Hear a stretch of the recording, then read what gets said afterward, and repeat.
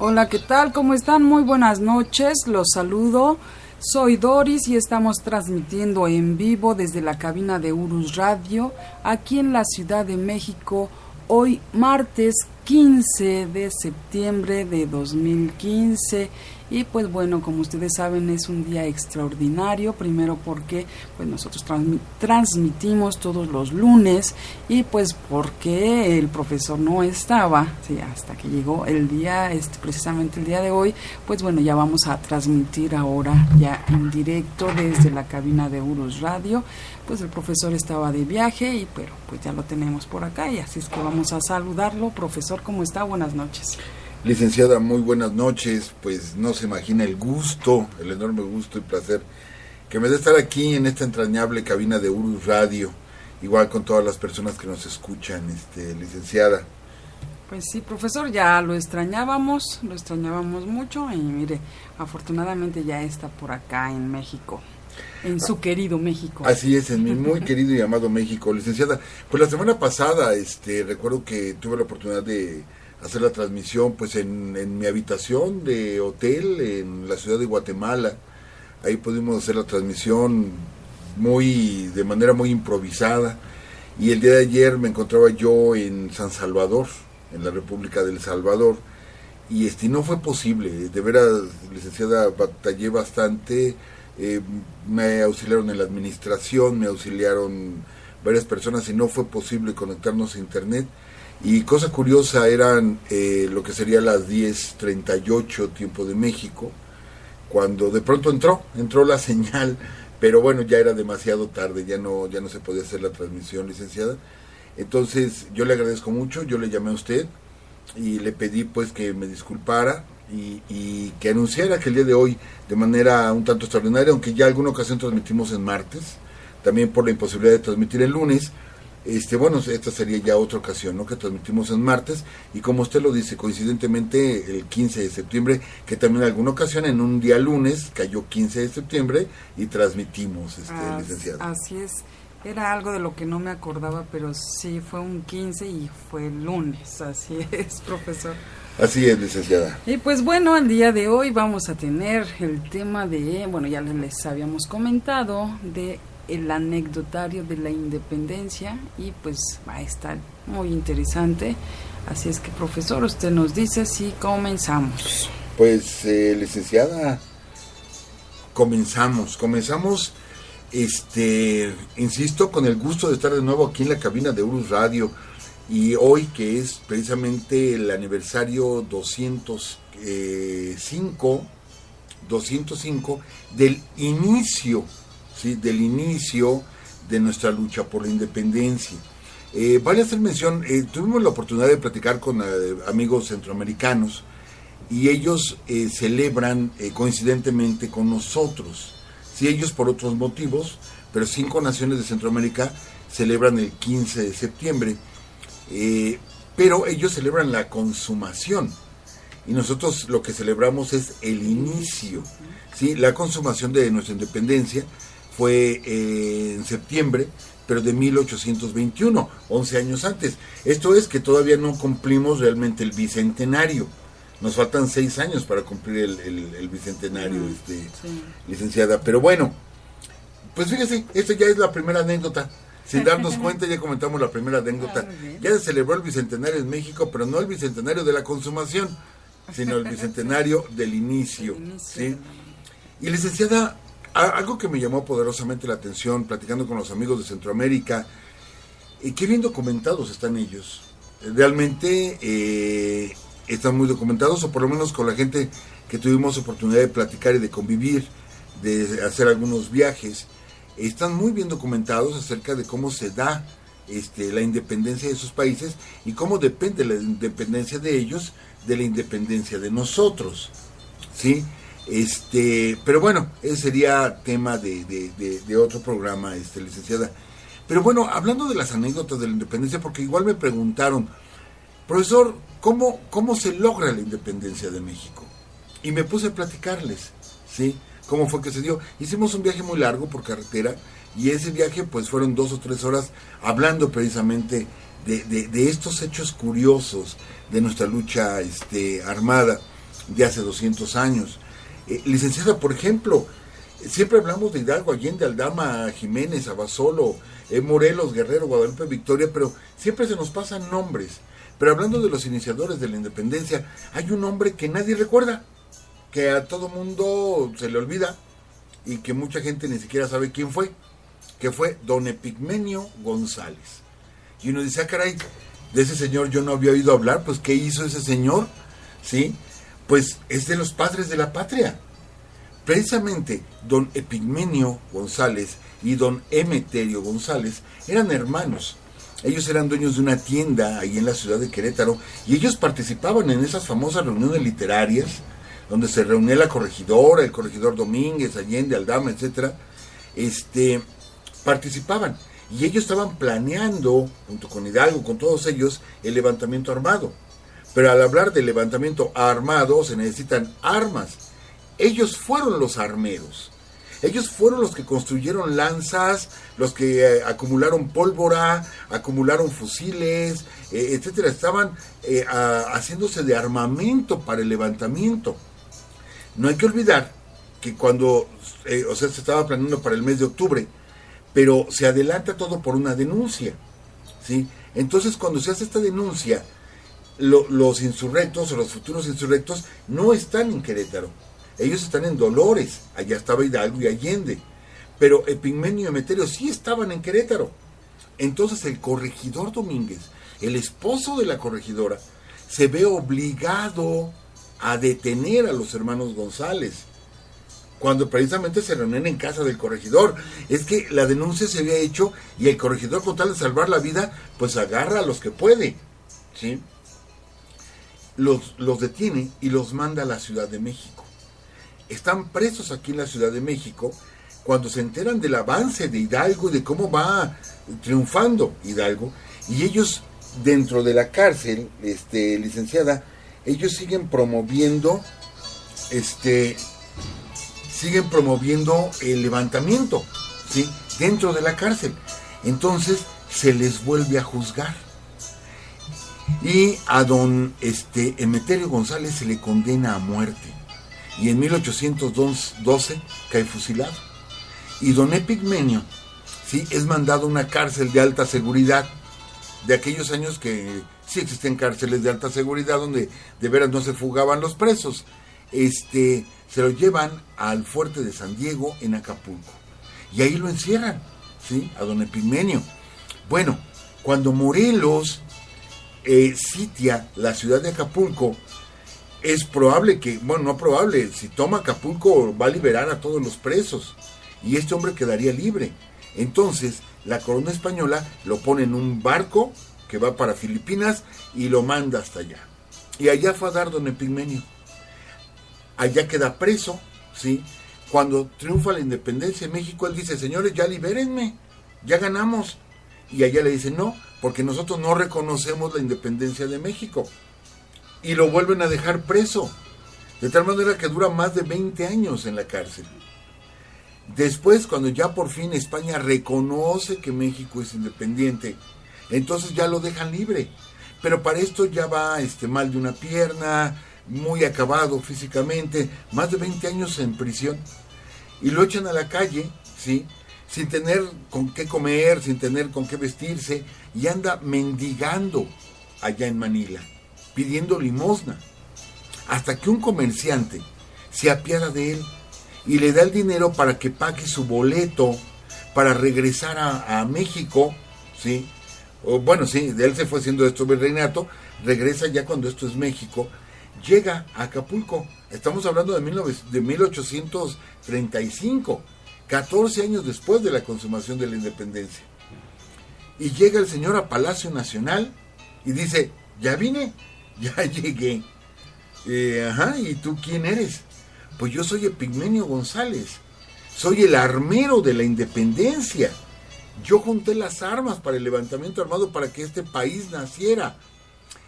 Pues, ¿qué crees? Que no sabemos quién eres tú. Y no le hicieron caso. Y lo echaron a la calle de nuevo. Es hasta unos años después, no recuerdo cuál fue el presidente exactamente, no sé si fue Santana, no recuerdo bien, que se apiada de él, conoce su historia y se apiada de él, y lo pone como director de un museo, de un archivo museo, aquí en la Ciudad de México. Lo pone como director, o sea, le da un trabajo, ¿sí? Y el señor muere a los 80 años de edad, o sea, muere grande, pero olvidado. Es uno de nuestros héroes olvidados. Hasta apenas hace unos años, creo 4 o 5 años, el gobierno del estado de Querétaro recupera sus restos y ya son depositados, ¿sí? Donde están los hombres ilustres queretanos. Hasta entonces se le está reconociendo el mérito a don Epigmenio, pero no hay que olvidar, ¿sí?, que Emeterio murió fusilado, ¿sí? Entonces imagínense esos héroes olvidados de la independencia de México. Que no se les hacía justicia, ¿no? Ay, definitivo. No. Y vale mencionar, licenciada, mire, se ha dicho mucho y nos han platicado mucho la parte romántica de la lucha de la independencia, pero realmente desconocemos mucho de lo que fue la lucha de independencia. Desconocemos mucho. ¿Por qué? Porque hay muchos factores. La iglesia, licenciada, sigue muy metida en todo esto. Y aquí vamos a hablar de muchísimas anécdotas, de cosas que son reales, que ya hemos platicado en Urus Radio, pero que nunca las habíamos condensado. Y algunas cosas graciosas o chistosas. Bueno, vámonos a una cosa graciosa. Cuando se cumple el centenario de la independencia, ya lo hemos platicado aquí, Porfirio Díaz manda traer la campana de Dolores. Esa campana que toca el manco Galván.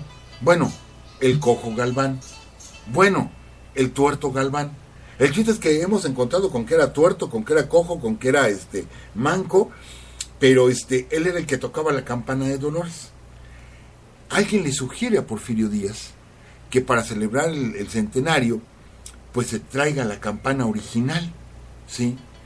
Licenciada, mandan buscar la campana y la campana ya no estaba. Nadie sabía qué había pasado con la campana de Dolores.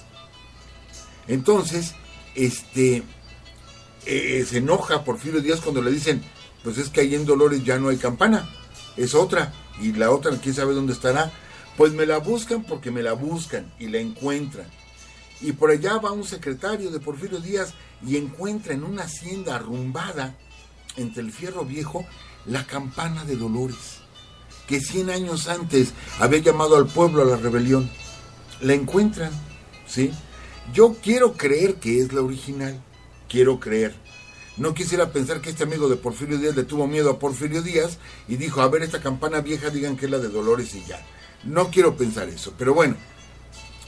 Entonces deciden traerla a México con honores, así, grandes honores, y mandan a escolta del Colegio Militar para que en una carreta adornada, etcétera, la traigan desde Dolores a la Ciudad de México, pasando por varios poblados. Con todos, les repito, ¿por qué subrayo esto, licenciada? Porque venía con todos los honores militares. Es la campana, insisto, que llama al pueblo a la rebelión. Y que se les cae, y que se les voltea, y que se les va a un barranco. Lo mismo que pasó pocos años antes, 2 veces con el cadáver de Maximiliano, que se les cayó y se fue al río. Bueno, pues lo mismo les pasó. Eran del colegio militar y lo que usted quiera, pues se les cayó la campana, rodó y fue a dar a un barranco. Cuando fueron a ver la campana estaba rota. ¿Sí? Dicen, no he tenido la oportunidad de constatarlo, que la campana, o sea, esa campana rota la soldaron y es la que está en Palacio Nacional. Que la parte donde está rota quedó por dentro, de tal forma que no se vea, aunque está soldada, pero que no se vea donde está fracturada. Pero algunos dicen que de cierto ángulo se alcanza a ver la fractura de la campana de Dolores, ¿sí? Para que vea lo cuidadosos que somos con nuestros bienes, con nuestros símbolos, ¿sí? Qué triste esto, pero bueno. Y por acá dice Arturo Gamol, y dicen que no hay pruebas de que tocó. Bueno, sabemos que hubo un llamado, eso sí sabemos que hubo un llamado. Sabemos que no fue Hidalgo, aunque siempre nos ponen en las estampitas a Hidalgo jalando la cuerda. No fue Hidalgo, fue el manco Galván. Pero sabemos que hubo un llamado y que era un domingo de plaza, y que estaba llegando mucha gente de las rancherías. Es lo que nosotros tenemos entendido según los cronistas. Pero también algo que dicen las crónicas es que nunca dijo viva la independencia. Porque Hidalgo, y hay que decirlo ciertamente, Hidalgo no quería la independencia, no buscaba la independencia, buscaba la autonomía. Eso era lo que se buscaba. Pero que aquí en México nos gobernara alguien de la casa Borbón. O sea, algún descendiente, hijo, pariente, no sé, de Fernando VII. Eso era lo que buscaba Hidalgo. Quien realmente, licenciada, tiene el concepto ya de México independiente. Pero bueno, todavía no, ni siquiera como México. Simplemente de ser una nación independiente es José María Morelos. Y llama a este país, ya él deja de llamarlo la Nueva España, ¿sí? Y le empieza a llamar la América Septentrional. Ese sería nuestro primer nombre, América Septentrional. Posteriormente sería ya México en la época de Vicente Guerrero, ¿sí? Y ya nacemos como República Mexicana. Pero bueno, sigamos con las anécdotas, sí, adelante. Licenciada, porque le repito, hay muchas, y que vale la pena muchísimo comentarlas. Licenciada, sigue la duda, sigue el conflicto. ¿Qué fue lo que pasó con Hidalgo? ¿Por qué Hidalgo, cuando está a punto de tomar la Ciudad de México, se arrepiente y se va hacia Guadalajara y ahí pierde con Félix María Calleja? Ya hemos platicado aquí que explotó uno de los carros de pólvora, una explosión que se oyó desde Puente de Calderón hasta Guadalajara, que está a 30 kilómetros, y salen huyendo los insurgentes y se pierde la gran oportunidad de haber consumado la independencia años antes. Pero ahí hay otro personaje de que casi no hemos hablado, don Félix María Calleja, ¿sí? Calleja era brigadier, ¿sí? A cargo de los soldados, pues, españoles, que estaban aquí en México. Es todo un personaje. Félix María Calleja es todo un personaje, sanguinario y cruel como él solo. Pero poco se ha comentado de que él tenía una rivalidad previa a la lucha de la independencia con el capitán Ignacio Allende. Y esta rivalidad, increíblemente, era por torear y por domar potros. ¿Sí? Ellos se habían enfrentado, Calleja y Allende, se habían enfrentado varias veces en los llamados jaripeos. Y a decir de las voces de aquel tiempo, se caían muy mal. Porque Allende le había ganado varias veces a Calleja y Calleja le había ganado varias veces a Allende, ¿sí? Que aquí hay que hacer un pequeño apartado. No olvidemos que la cabeza del movimiento insurgente era Allende. Utilizaron a Hidalgo para que llamara a la gente, pero la cabeza original del movimiento era Ignacio Allende. Si a alguien deberíamos de llamar padre de la patria, es a Ignacio Allende. Pero les repito, utilizaron como emblema la imagen de Hidalgo. Pero bueno, cuando se da el levantamiento armado, ¿sí? Vamos a ubicarnos geográficamente. Dolores, Atotonilco y después de ahí Querétaro. Calleja se entera de eso y sabe o se imagina que los insurgentes van directamente sobre Querétaro para después venir a la Ciudad de México. Entonces él empieza a organizar a sus fuerzas para enfrentarse con los insurgentes en Querétaro. Y cuando se entera que Hidalgo toma el estandarte de la Virgen de Guadalupe en Atotonilco, toma el estandarte, entonces sabe Calleja el poder tan grande de atracción que va a tener ese estandarte. Y sus soldados empiezan a dudar y dicen, no, ¿cómo nos vamos a enfrentar a una virgen? Entonces agarra a Calleja y, digamos, abandera a las tropas virreinales con la Virgen de los Remedios. Entonces se convierte en el emblema de las fuerzas realistas.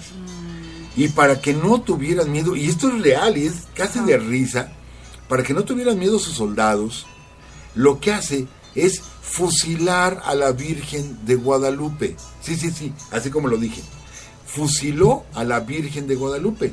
Agarró una imagen de la Virgen de Guadalupe en San Luis Potosí, la llevó al paredón, le formó cuadro, preparen, apunten fuego, y que fusilan a la Virgen de Guadalupe. ¿Sí? Porque esto no nos lo cuentan, ¿no? O sea, se me hace a mí tan interesante, ¿no? Para demostrar que no les iba a pasar nada y que la Virgen de ellos era más poderosa que la Virgen que traía Hidalgo. Pero bueno, Hidalgo sorprende a Calleja y en lugar de ir hacia Querétaro, que todo el mundo esperaba que llegara ahí, agarra a Hidalgo y se gira y se va hacia Guanajuato. Y ya sabemos lo que pasó en Guanajuato, la famosa toma de la Alhóndiga de Granaditas, ¿sí? Que dicen las crónicas que se oscurecía el cielo de tantas piedras que estaban lanzando contra la Alhóndiga, pero quienes hemos estado ahí en Guanajuato sabemos lo que es la Alhóndiga. Y para derribar la pedrada, no, está como difícil. Que muy difícil, ¿sí? Y ya conocemos la historia del Pípila y todo esto, pero estaba yo leyendo una crónica que decía que poco después de la batalla, las tropas insurgentes capturan a varios soldados realistas.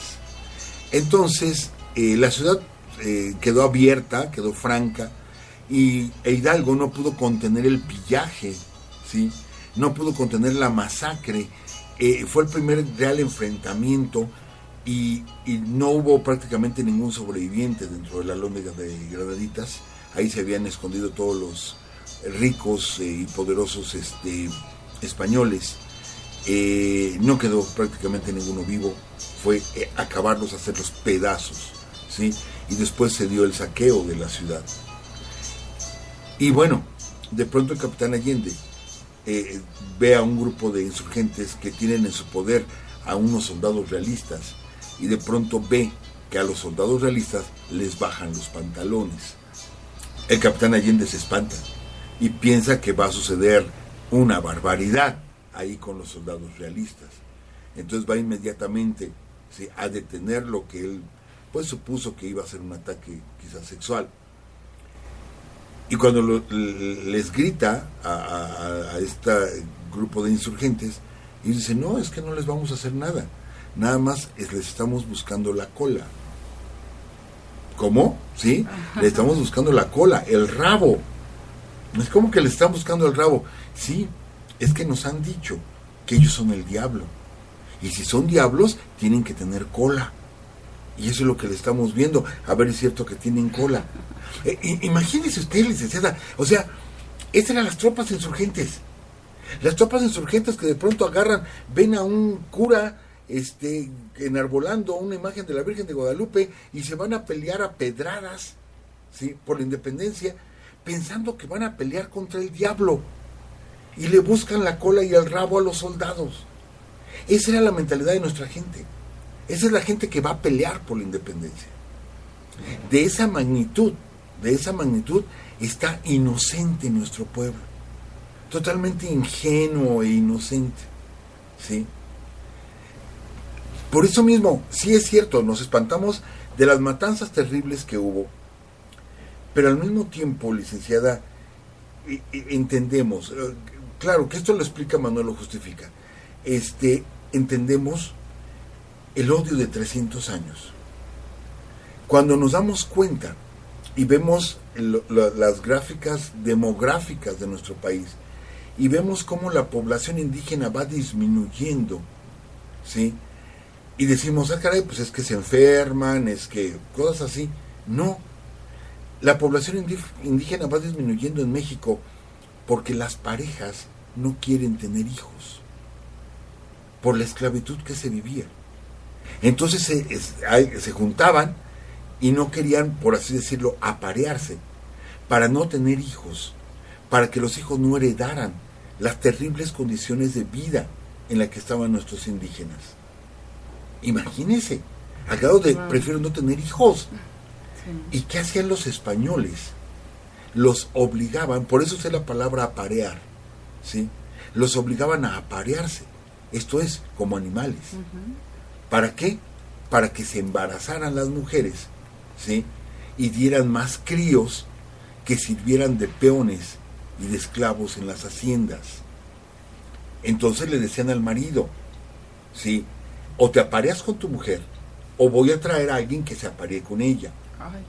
Esto es una, pues es como cruzar perros, cruzar caballos, sí, cruzar, comprar un toro para monta, ¿sí?, para que insemine un montón de vacas, así eran tratados nuestros indígenas. Entonces, no me extraña nada que después de 300 años de opresión, de 300 años de vivir de esa forma, de ser humillados, pero verdaderamente humillados por los españoles, cuando de pronto rompieron las puertas de la Alhóndiga de Granaditas, licenciada, no era el odio de una tarde, no era el odio de un día, era el odio de 300 años, que hasta el mismo Hidalgo, sí, quedó impresionado de la violencia, porque no era darle un machetazo, era hacerlos pedazos a machetazos. Era el odio de 300 años, licenciado. Entonces, pero bueno, nos desviamos un poquito. Le decía, Hidalgo se va hacia Guanajuato, hacen esa terrible matanza. Y cuando van hacia Valladolid, hoy Morelia, Valladolid dice, no, yo no quiero problemas, está la ciudad abierta, métete, no quiero bronca. Y la toma sin un solo tiro, Hidalgo. Y luego viene hacia la capital, y bueno, ya sabemos el resto de la historia. Pero lo que poco se comenta, licenciada, es que Félix María Calleja, que derrota en Puente de Calderón a Hidalgo, ¿sí? Y que después se enfrenta a José María Morelos, y lo derrota a varias ocasiones, lo pone en sitio en la ciudad de Cuautla. Después, por sus méritos en campaña, es nombrado virrey de la Nueva España, Félix María Calleja. ¿Y qué cree? Que los criollos más ricos de México, ¿sí?, le proponen a Félix María Calleja que independice el virreinato de la Nueva España. Estamos hablando aproximadamente de 1817. Y él se ve tentado, ¿sí? ¿Por qué? Porque de independizar el virreinato, él hubiera convertido este país no en una república, sino en un imperio, como lo hizo Iturbide. Y él hubiera sido nuestro emperador. Y al mismo tiempo hubiera sido el padre de la patria, Félix María Calleja. Afortunadamente o desafortunadamente, llegan rumores al rey de lo que está planeando hacer Félix María Calleja, y le quitan el puesto de virrey y se lo llevan a España. ¿Sí? Pero poquito más, y él hubiera sido el padre de la patria. Poquitito más.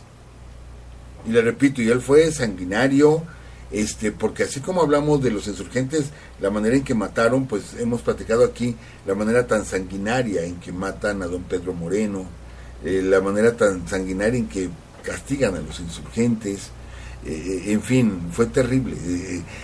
No es solamente lo que vemos en la televisión, en los programas, o en las telenovelas de esas históricas, donde se disparan desde lejos y se ve nada más cómo cae el caballo. Siempre el jinete se queda tirado y el caballo se levanta, ¿verdad? ¿Por qué? Bueno, sabemos que son animalitos entrenados para hacer eso. No, eran matanzas terribles, eran presiones, realmente presiones terribles para hombres y para mujeres, licenciado. ¿Sí? Torturas igual terribles para hombres y para mujeres. ¿Cuántas mujeres mexicanas, y lo hemos mencionado aquí, murieron fusiladas durante la gesta de independencia? Gertrudis Bocanegra, en fin, varias, ¿sí? Entonces, fue una guerra cruenta, fue una guerra cruel, muy cruel, licenciada. Estamos hablando de que en ese tiempo teníamos aproximadamente 6 millones de habitantes, en 1810. Y en 1820 tenemos 5.900.000. Uno dice, ay, se murieron 100.000. No, se murieron más, porque hubo nacimientos. Sí. Se calcula que hubo entre 300.000 y 500.000 muertos por nuestra independencia. De ese tamaño. Ahora, otra anécdota y perdón, yo lo voy a seguir comentando y no me cansaré de decirlo. Aquella ocasión que tuve la oportunidad de entrar a un templo católico, siempre me ha traído mucho el arte sacro, porque al final de cuentas son manos mexicanas. Y de pronto veo dentro del templo que hay un letrero que dice, gracias a la iglesia México es independiente. ¿Por qué? Porque fueron sacerdotes los que lo independizaron, como el cura Hidalgo, como José María Morelos. No, hombre, licenciada, casi me voy de espaldas. Cuando digo, y se le olvida a la iglesia que ellos los excomulgaron por hacer eso. Se les olvida totalmente que a Hidalgo le arrancaron la piel de las manos para quitarle la potestad de dar bendiciones. Se les olvida, ¿sí?, que tanto Morelos como Hidalgo tuvieron 2 juicios, el juicio militar y el juicio eclesiástico, Ambos fueron excomulgados. Se les olvida que cuando Hidalgo llegó, después de la toma de Guanajuato, y van hacia Valladolid, y le digo, declararon la ciudad abierta, encontraron los templos cerrados. Y ahí en Catedral, que hemos estado en Catedral, parados frente a la puerta, la hermosa puerta oriental, sí, porque es de un trabajo oriental, de Macao, si mal no recuerdo. Esa puerta es histórica, porque ahí estaba pegado el edicto del obispo, ¿sí?, donde decía que Hidalgo estaba excomulgado, y toda la gente que lo siguiera. Entonces, ¿de dónde saca la iglesia? Perdón, licenciada, lo tengo que decir, qué cinismo de la iglesia, de todavía decir, gracias a nosotros, México es independiente. Qué cínicos, ¿eh? Cuando ellos son los primeros que se opusieron a la independencia. Y cuando después ellos nos trajeron un emperador austriaco. Qué cínicos. Pero bueno, efectivamente hubo varios sacerdotes, Mariano Matamoros, Fray Servando Teresa de Mier, etcétera. Hubo varios sacerdotes, pero no por seguir órdenes de la iglesia, sino que estaban en contra de lo que decía la iglesia, ¿sí? Y por eso se levantaron en armas. Pero la iglesia, insisto, siempre estuvo a favor de que siguiéramos sujetos a la corona española. Mas, sin embargo, tenemos como padre de la patria a un sacerdote. Pero pudimos tener a otro. Ahí le va otro padre de la patria, licenciada. Y este sí como que es más padre de la patria. Resulta, licenciada, que el movimiento había decaído bastante. Guadalupe Victoria estaba escondido allá en unas cuevas, allá en Veracruz, viviendo, ya tenía 2 años ahí, todo harapiento, todo bajando de vez en cuando a los pueblos a pedir comida. Ahí estaba Guadalupe Victoria. Vicente Guerrero seguía peleando con un gran general que fue don Pedro Asensio, y que desgraciadamente murió poquito antes del ejército trigarante. Hubiera sido increíble que él hubiera sobrevivido, pero bueno, estaba decayendo el movimiento. Entonces, ¿sí?, cuando en Europa le quitan tantos privilegios a la gente rica por cuestión de las Cortes de Cádiz, etcétera, que es todo un asunto legal, los ricos españoles aquí dicen, no estamos a gustos con la corona, sí es mejor la independencia. Pero por ellos, o sea, por los ricos españoles, el pueblo no había conseguido la independencia. Entonces deciden reunirse para ver cómo se pueden independizar. Y se reúnen bajo la supervisión o bajo la directriz de un sacerdote, Fray Matías de Monteagudo, precisamente en las famosas juntas de la profesa. Entonces alguien tiene que encabezar ese movimiento, la sublevación de la profesa. Y entonces entran, y lo tengo que decir así, yo no lo sé, pero supongo que así era, las bellas manos y la inteligencia de doña Anastasia Rodríguez.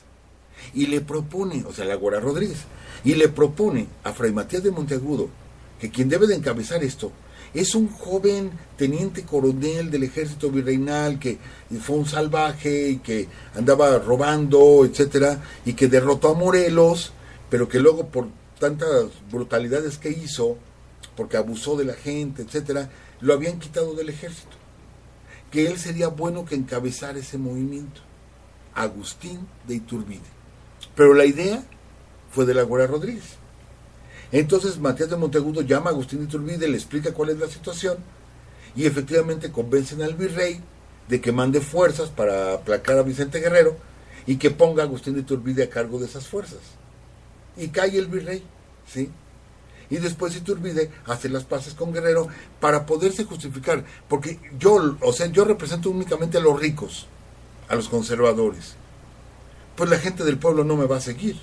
Entonces necesito a alguien, así como Hidalgo se jaló el estandarte de la Virgen de Guadalupe para que el pueblo lo siguiera, así Iturbide se jala a Vicente Guerrero para que el pueblo lo siga, ¿sí? Y se consuma la independencia. ¿Pero de quién fue la idea? De Fray Matías de Monteagudo. Entonces él hubiera sido el padre de la patria. Le digo que aquí hay un montonal de enredos así medio extraños. ¿Iturbide qué hace? Pues consuma la independencia y y luego llama a un, creo que era sargento, apellidado, bueno, le decían Pío Marcha, lo pueden buscar ahí por internet, Pío Marcha, y le dice, alborota a toda la gente, alborota a los soldados.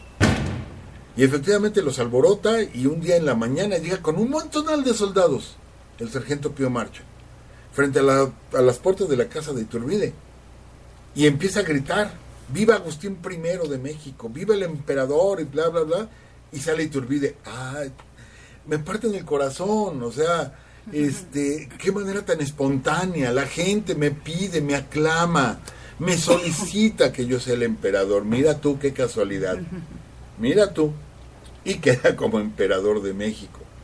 2 años le dura el gusto, ¿no? 2 años le dura el gusto hasta 1823, que tiene que salir a abdicar, porque todavía se dio el lujo de abdicar al trono, como lo hizo Maximiliano, abdicó al trono de México, y se va. Pero ¿qué cree? Que cuando se va a Europa, se entera de que España está organizando una reconquista del territorio nacional. A España solamente le quedaba el castillo de San Juan de Ulúa, ahí estaban encerrados. Pero como México no tenía armada, estos no tenemos barcos de guerra, podían llegar barcos que iban desde Cuba para llevarles alimentos a los españoles que estaban en San Juan de Ulúa, que en aquel tiempo sí era una isla. Ahorita uno llega caminando, porque ya la unieron a la tierra, pero en aquellos años era una isla. Y se surtían de alimentos y todo mediante Cuba, ¿sí? Llegaban los galeones, bueno, los barcos. Entonces no había manera de frenarlos. O sea que todavía no se iban los españoles. Y ya estaban organizando una reconquista. Entonces Iturbide dice, me regreso a México, porque voy a ayudar a mi nación a defenderse de estos bárbaros españoles que quieren reconquistar el país. Y se regresa. Y llega a Tamaulipas. Pero lo que él no sabía es que ya lo habían condenado a muerte. Y que la condena decía, donde encuentren a Iturbide, pero así, donde lo encuentren, fusílenlo. Y él no sabía. Y llega con fuerzas, ¿sí? Con algunas fuerzas, para empezar a internarse en el territorio nacional. Lo reconocen, lo apresan y lo fusilan. Pero aquí la anécdota, por eso le digo, esto es anecdotario. ¿Cómo lo reconocen a Agustín de Iturbide? Increíble, esto es increíble. Lo reconocen por la manera tan elegante de montar a caballo. Pues claro, era un criollo bien educado, de colegio militar, etcétera, sabía montar a caballo. Entonces dicen que cuando pasaba por pequeños pueblos, lo veían tan elegante, tan altivo, que decían, bueno, ¿y este quién es? ¿Y este quién es? ¿Y este quién es? Se empiezan a investigar hasta que saben que es Agustín de Iturbide. Ah, pero si tenemos orden de fusilarte, mano. Lo agarran y lo fusilan. O sea, a mí se me hizo muy curioso eso. Qué manera de ser descubierto, por la manera tan elegante de andar a caballo por parte de Iturbide. Licenciada, ¿dónde surge el grito? Hay unas crónicas que dicen que Hidalgo hace el primer llamamiento desde el balcón de su casa. Usted ha tenido la oportunidad de estar ahí, licenciada, sí, en la casa, claro, de Hidalgo. Yo también he tenido la oportunidad. Y pues nada más que hay un pequeñito detalle que se le pasa a los historiadores de aquel tiempo, que dicen que Hidalgo salió al balcón de su casa y desde ahí hizo la primera arenga y de ahí se fue a Dolores y llamó a toda la gente. Hay un pequeño detalle, y usted conoce la casa es de una sola planta, por lo tanto no tiene balcones. Y ahí no dice que se subió a la azotea, dice, desde el balcón lo llamó, y la casa no tiene balcones, ¿sí? Pero bueno, aquella famosa frase de Hidalgo, ¿no? La suerte está echada, vámonos a coger gachupines. Con esa frase se inició el movimiento de independencia, licenciada. Pero bueno, al año siguiente ya había muerto Hidalgo, sí, muere en julio, aunque lo capturan rápido Hidalgo, o sea, no vivió mucho tiempo Hidalgo. Se celebra por primera vez, pero no como una celebración como tal, sino se recuerda que hace un año se inició esta guerra, y la recuerda don José María Morelos, y se reúne con sus generales y decide hacer un brindis. Le dice, señores, Hoy se cumple un año que Hidalgo se levantó en armas, ¿sí? Brindemos. Y brindan. Para el siguiente año ya da la orden don José María Morelos de que se haga un festejo, ¿sí? Entonces ya se hace como un baile, etcétera, etcétera, al segundo año, esto es en 1812. Y a partir de ahí, siempre se va a celebrar con un baile, con música, con cohetes y con un brindis. Es la celebración. Y de hecho, cuando llega Maximiliano a estas tierras, que algo que nota Maximiliano es que la gente no conoce a sus héroes. Y manda a hacer estatuas, y él manda a hacer la pintura con la que conocemos Hidalgo, que Hidalgo nunca lo pintaron en vida, entonces no sabemos exactamente cómo era. El primer Hidalgo, bueno, la imagen que tenemos oficial de Hidalgo la manda a hacer Maximiliano. Dicen que posó para esa imagen un doctor, y que de ahí tomaron la figura que es la que más conocemos. Agarra Maximiliano y va a Dolores, Guanajuato, ¿sí? Y Maximiliano hace la arenga de Hidalgo. O sea que el primero que hace, como quien dice, el grito, es Maximiliano. Y esto se queda. Y lo retoma Porfirio Díaz.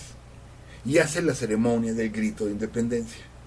Desde ahí viene lo del grito. Pero originalmente el primer año lo que se hizo fue un brindis por orden, bueno, a invitación de Morelos. Y el año siguiente ya fue una orden de Morelos de que se celebrara con un brindis y fiesta. Es como surge precisamente la noche del grito, que muchos nos van a preguntar, oigan, ¿es cierto que era el cumpleaños de Porfirio Díaz? Sí. El grito fue el 16 en la mañana y el cumpleaños era el 15 de septiembre y se hacía un fiestón en el castillo de Chapultepec, y de ahí, de la fiesta que se hacía desde temprano, porque llegaban con mañanitas y todo esto, con música y todo, se ponían de fiesta, y en la tarde bajaban a Palacio Nacional y pues de una vez aprovechaba para dar el grito, ¿sí? Y sí, es como se comienza. O bueno, se aprovecha Porfirio Díaz, ¿no? Pero, licenciada, esto ya estaba como que en la amena plática, se nos fue el tiempo, nos quedan 2 minutos, sí, licenciada. Hay todavía mucho que comentar, muchas cosas muy curiosas de la independencia. Sí, no lo dudo, profesor. Y bueno, también aquí hay un comentario de Arturo Gamol que dice, y no se habla de los sentimientos de la nación. Exacto. Y pues bueno, qué mejor que celebrar este día escuchando al profesor con estas historias y pues conociendo un poquito más de nuestro México, ¿no? Pues profesor, muchas gracias. Gracias por compartir todos sus conocimientos. Licenciada, es un placer. Como es un placer bien grande ser mexicano.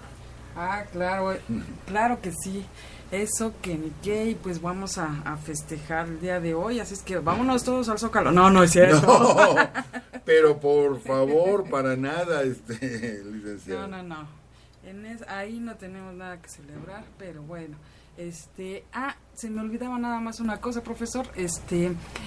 Ayer promocioné un club de ajedrez y me estaban preguntando la dirección, entonces se las doy rapidísimo. Es Sur 20, esquina con Oriente 229, Colonia Agrícola Oriental, en la delegación Iztacalco, así es que por allá los esperamos. Y las clases son de 5 a 7 de la tarde. Y pues por nuestra parte ha sido todo, muchas gracias y pues que viva México. Que viva México, licenciada, que viva México. Y vámonos con esta melodía de contradanza.